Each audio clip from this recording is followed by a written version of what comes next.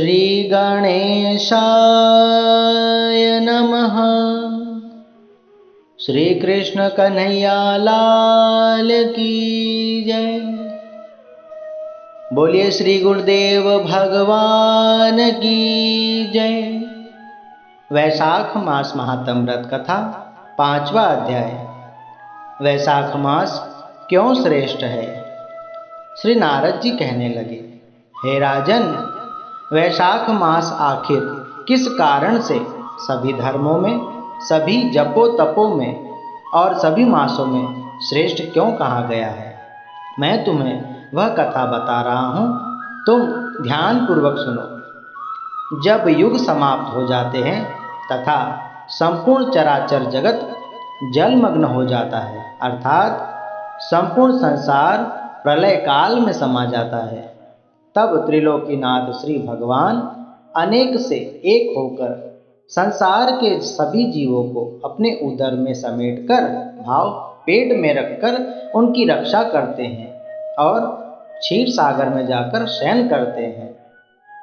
तब इस प्रकार कल्प बीतने के बाद वेद वहां आकर श्री भगवान की स्तुति करते हैं और उन्हें घोर निद्रा से जगाते हैं। तब श्री भगवान अपने उदर में स्थित सभी जीवों की रक्षा करना तथा उन्हें अपने अपने कर्मों का फल देने के लिए सृष्टि की रचना करने का विचार करते हैं। फिर श्री भगवान की नाभि से त्रिलोकी का आधार रूप स्वर्ण कमल उत्पन्न हुआ और उस स्वर्ण कमल से विराट स्वरूप श्री ब्रह्मा जी उत्पन्न हुए। तब श्री भगवान ने श्री ब्रह्मा जी को आज्ञा दी कि वे सृष्टि की रचना करें।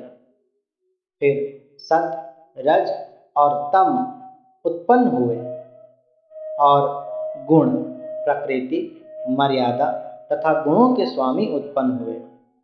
फिर वर्ण आश्रम के विभाग पर धन की कल्पना करते हुए वेद मंत्र, स्मृति, पुराण और इतिहास रचकर इनके प्रवर्तक ऋषि उत्पन्न हुए। श्री ब्रह्मा जी ने 14 लोकों की रचना की और अलग अलग लोकों में अलग अलग वर्णों के धर्म बनाए।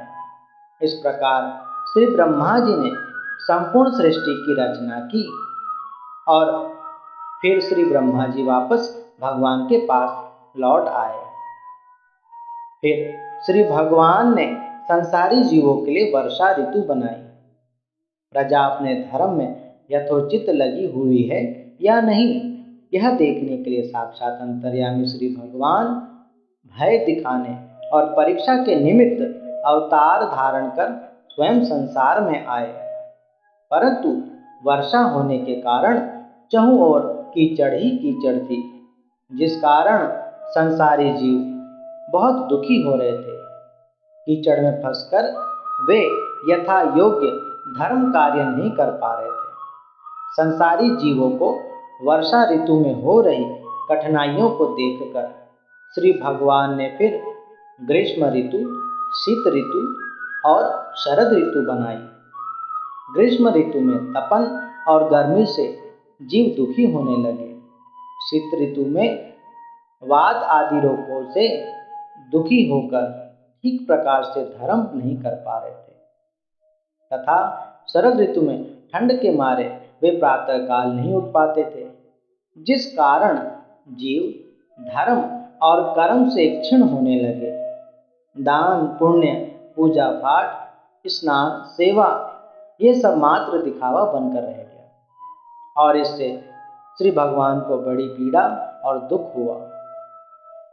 तब श्री त्रिलोकीनाथ भगवान ने संपूर्ण दुख और पापों के निवारण के लिए जीवों को परम आनंद देने के लिए बसंत ऋतु बनाई और यह ऋतु स्नान, दान, व्रत, पूजा पाठ, यज्ञ क्रिया और सभी भोगों के लिए अनुकूल थी। बसंत ऋतु को बहुत उत्तम कहा गया है, जो जीव को धर्म और कर्म करने में किसी प्रकार की तकलीफ नहीं होती है। गरीब से गरीब जीव भी इस वैशाख मास में जल का दान कर बड़े से बड़े पुण्य को प्राप्त कर लेता है। श्री नारद जी बोले, हे राजन, भगवान श्री विष्णु लक्ष्मी जी से कहते हैं कि हे प्यारी, जो जीव बसंत ऋतु वैशाख मास में मेरी प्रसन्नता के लिए स्नान, दान, पुण्य, फल, फूल, मेवा, अन्न, जल, वस्त्र इत्यादि का दान करते हैं, वह मुझसे जिस प्रकार का वरदान मांगते हैं, मैं उन्हें प्रसन्नता पूर्वक वह वरदान देता हूँ और उनकी सभी मनोकामनाएं पूर्ण करता हूँ। इतना कहकर भगवान श्री विष्णु माता लक्ष्मी जी को अपने साथ लेकर संसार का हाल चाल जानने के लिए भ्रमण करते हुए पृथ्वी लोक पर आए। भ्रमण करते हुए वे अनेकों पहाड़ों, जंगलों, मंदिरों, शिवालय, योगी तथा ऋषि मुनियों के आश्रमों के दर्शन करते हुए माता लक्ष्मी को गृहस्थियों और कुटुंबियों के घर में लेकर आए। मीन की संक्रांति में वर्णाश्रम वासियों के घरों में रहकर श्री भगवान उनके धर्म और कर्मों को देखते हैं। मनुष्य को अपने धर्म और कर्म में परिपूर्ण देखकर साधु संतों, ऋषि मुनि और सभी महात्माओं को अपने जप तप, पूजा पाठ, हवन यज्ञ आदि में परिपूर्ण देखकर भगवान अत्यंत प्रसन्न हुए और उन्हें मनोवांछित फल देकर माता लक्ष्मी को अपने साथ पुनः लेकर वैकुंठ धाम में आ गए।